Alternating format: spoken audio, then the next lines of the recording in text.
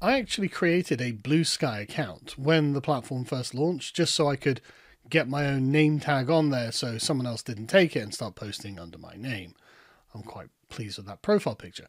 But as you can see, I haven't used it yet. And why would I? I have my Twitter account back. Why would I bother using this? In fact, I don't think I've ever logged into it. Although I did get a message the other day telling me that Kurt Eichenwald was following me. I wonder if I can see him on my followers list. It's just a very... Kurt Eichenwald. New York Times bestselling author and hentai aficionado, I think it was. Or tentacle porn or something. Okay, weird. But like I said, I've never used it. So I logged into it the other day and I had a look. And this is the kind of thing that you're presented with. Bluesky themselves saying another day, another million new people joining. So that's 18 million users. That's actually a very small social network. But okay, fair enough. Good for them. 18 million libtards have joined Bluesky. That's good. And the first thing I'm presented that's not the app itself is Otto English obsessing over Twitter. And obsessing over Twitter appears to be a lot of what Bluesky users do. See, isn't this so much better than Twitter? Yes. Aren't we all glad we're here? Yes. Why are we still talking about Twitter? We're not sure. Otto says, the best case for leaving Twitter is that now that the swamp-dwelling paid blue ticks, even the famous ones won't follow. They're too invested in the musk of MAGA. Sensible people of all political shades will, and we have an opportunity here to reset the discourse and bring back a degree of rationale. I think he means rationality. Okay, interesting. What are we talking about here then? We're just whining about the right wing. Right. Okay. It's literally just libtard central, which I shouldn't be too surprised about. And that's literally all they're talking about is how great being a libtard is and how much they hate MAGA. MAGA's just the most evil thing they've ever encountered. So I was going to post something on there to own the libs, as you do in classic 2016 style. But I didn't actually know what I was doing. Am I tweeting? Am I zeeting? Am I publishing? Am I Skyping? I didn't know, but apparently they do have a word for it, and that word is skeet. Skeet. They're skeeting. Apparently, if you go to like Urban Dictionary and stuff, you find that skeet means something gross, and I don't really feel like skeeting on the internet, actually. Remember, kids, whatever you post on the internet is there forever, and you'll never get rid of it. So, best not to go skeeting on the internet, I would suggest. Okay, I won't be doing that then. So, like I said, what exactly were we to expect? Well, thankfully there's an account here called Libs of Bluesky that is doing the hard work for us. They're on Twitter, of course. Go and give them a follow if you'd like to know more. But as you can see, we've got Marxist Barbie, who organises Danish Marxist conferences and rant about capitalism and gender politics. Oh, definite follow. Insta-follow. Accessories include pink handbag version of the Communist Manifesto. Resentment towards Danish media and politicians. I love it when they just admit, yeah, no, we're really resentful, spiteful mutants. And we really just hate the people around us who are actually really successful. And what we would want, as her third point is a great levelling. We're sick of the things you've built that make us feel inferior, and actually we would like to tear it all down rather than improve ourselves so we can have a bit of self-confidence and feel self-respect. As she says, a strong urge to dismantle capitalist power structures. Right, that's right. No one else can have anything nice because you don't have anything nice. Because you're just filled with resentment. Incredible. And again, they seem to be genuinely proud that they've managed to create a little libtard bubble. And it's like, okay, that's great, but you had one of those already called Threads, and then Mark Zuckerberg essentially endorsed Donald Trump after he was shot in the ear. So they all had to abandon Threads. They went back to Twitter for a period, and then they were like, right, okay, but Elon Musk is evil and wants to improve the world and make humanity a multi-planetary species. Oh yeah, he's the electric car guy, so he's doing his part for climate change, I guess, but still, drumpf. And so you get people like Alex here saying, it's time to take solace and pride in what people disparagingly call a bubble. I'm proud of the fact that I don't listen to other opinions.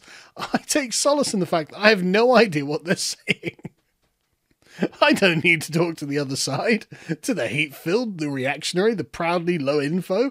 I don't have their books on my shelves and I don't invite them over. Interesting how there's a whole literature associated with these people, but you call them proudly low info and just hate-filled reactionaries. And I don't need to hear what they have to say online. Well, Alex, there's nothing like calling other people low info when you have literally no idea what the opponents what you were meant to be debating with believe. Like, you literally cut them out so you don't hear what they have to say, so you can't understand their worldview, and you call them low info. I mean, genuinely, it's actually quite an impressive feat of doublethink there. But one thing I noticed about Bluesky when I was having a quick scroll through it, they are angry, as with any kind of Marxist/shitlib space. They're really angry, as Marxist Barbie told us. She's really resentful, and they just hate the chuds that they don't understand, and whose books they're not going to read, and with whose posts they're not going to engage, and they're going to sit there in their echo chamber, proudly stewing in their hate. And it's quite hilarious, because of course they frame that as positivity. No hate allowed in here, only positive vibes, star, star, star. And then Jojo chimes in with, can you even fucking imagine that dead brainworm, bear-dumping, whale-decapitating, anti-vax conspiracy theorist and all-round twisted fuck in charge of our health during goddamn pandemic? Wow, that's someone I'd like to invite to a children's party with the way that she speaks. I mean, I assume she's talking about RFK, who's like, look, guys, maybe we shouldn't have all these weird additives in our food. And she's like, not on my watch. And of course, if anyone right-wing joins Bluesky, well, I mean, I don't know what their moderation policies are like. Maybe their moderation policies are as the libtard fantasy is making out, which is ban every right-winger just on the spot just for being right-wing. But if not, Ron has got a solution. As he says, be vigilant about keeping abusive right-wing trolls off your accounts by reading replies and blocking. So obsessively go through everyone who replies to you. And if they look like they're not quite on the same level as Marxist Barbie, block. Not having that in my bubble. Like, I'm so proud of it. It's so funny. Like, how can you be so proud of an echo chamber? We all have a responsibility. Sorry, I can't, like, I don't need to hear what they say. I can't let them in. They will destroy my worldview. I can't hear their thoughts. I can't read their books. I can't even bear to have them in my presence. I'm going to spend my free time scrolling through my notifications and block, block, block, block, block. Oh, God, I'm so winning, says the libtard. Anyway, be vigilant about keeping abusive right-wing trolls off your accounts by blocking. We all have responsibilities to keep this platform from becoming a toxic sewer that the other one is. Again, obsessing over Twitter. Don't look to others. Do your part. That's right. Just thousands of them. Just, yeah, we're owning the chuds. So, okay, guys. Like, honestly, you could just put down the phone and go outside for a walk. You could it's probably a lovely day in California or wherever you live. You know, unlike here, where it's miserable, I've got every excuse to sit on Bluesky blocking chuds. No, even I went outside today, so you've got no excuse. But as Libs of Bluesky points out, they're jonesing for Twitter. They're jonesing for it. Because, of course, there are very few chuds on Bluesky. Why would you bother? I mean, Elon Musk is a free speech, almost absolutist within the law, and allows pretty much anything to go on Twitter. So why wouldn't you go there? Whereas, as you can see here, most of me loves this place. No drama. We're having adult conversations. We can see our favourite accounts. Oh yeah, as if you weren't allowed to follow people on Twitter. But there is a small part of me that wants to drop back in on that hellscape and scream, you voted for this shit, motherfuckers! When you lose everything, suck it. I need post Twitter. Well, that's the point, isn't it? The appeal of Twitter is the Thunderdome aspect of it. The fact that everyone is there, and so people who disagree with you will be able to see you saying something that they disagree with, and they'll be able to contradict you, and in the contradiction we find the entertainment. Who's right? Who's wrong? Who's got more witty banter? Who is a sharper debater? I guess we'll never know on Bluesky, where everyone just agrees with each other all the time and refuses to hear a differing opinion. Again, why would you do this to yourself? And of course, when you have millions of libtards joining an app, it becomes the kind of place that libtards cultivate. And so Bluesky have been complaining that in the past 24 hours, we've received more than 42,000 reports, an all-time high for one day, as in people reporting posts. We're receiving about 3,000 reports an hour. Oh, God. I feel bad for the moderators. It's like, why is this happening? Dude, he's just disagreeing with you. You can't report everything that you see that's disagreed with you and expect us to do something about it. This is just such a waste of our time. To put that into context, in all of 2023, we received 360,000. So, my God. Again, they're just clogging up the infrastructure of the app by whining about one another. One thing that they do like, though, is the fact that Bluesky has the ability to make block lists.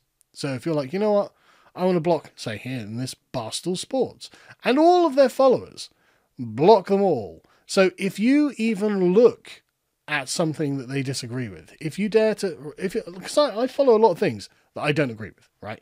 I have to follow the New York Times, Wall Street Journal, like Cenk Uygur, like loads of stuff I really vehemently disagree with.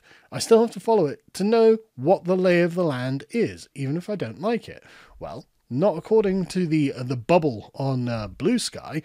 No, you're not allowed to do that. If you actually follow this because you think, oh, I need to keep an eye on those dangerous chuds. I mean, fascism just took over America. Maybe it's worth being informed. No, blocked. And you'll get blocked by your fellow libs from their block lists. Incredible functionality. Why doesn't every app have this? Ask the shit libs. And then it turns out that Bluesky has moderation procedures too. It has a terms of service. And apparently, one of the things that you can't do, according to their terms of service, as Michelle Baker here found out, is that you're not allowed to question whether an election is legitimate or fraudulent. She got permanently banned for stating that the election was rigged.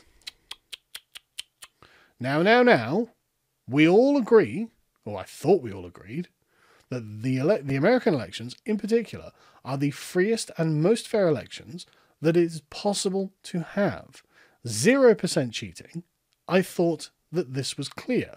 All of the other platforms had this in their terms of service for a good period of time after 2020. So why did you think Bluesky was going to be different? Just out of interest. Anyway, like I said, I won't be going over there. I'm very happy on Twitter. If you would like something different from me, something that actually is not political and not something to do with these shit libs, you can go over and follow my gaming channel, which I'll leave a link in the description.